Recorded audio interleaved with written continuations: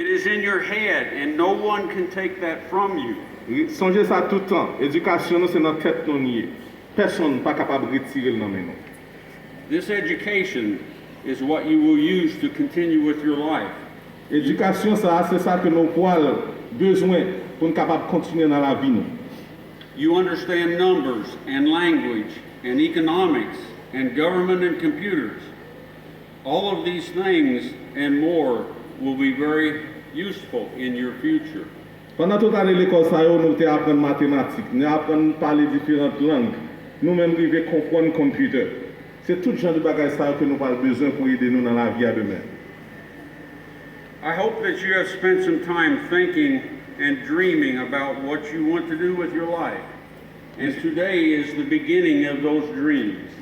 Nous souhaitons que nous prenions du temps pour nous penser exactement qui ça que nous, après nous prenons.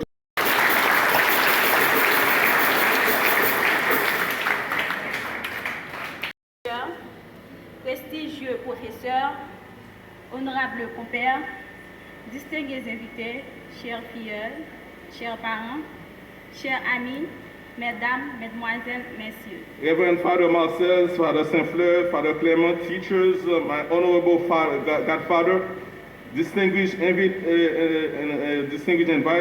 my godchildren, parents, Mr. and Mrs.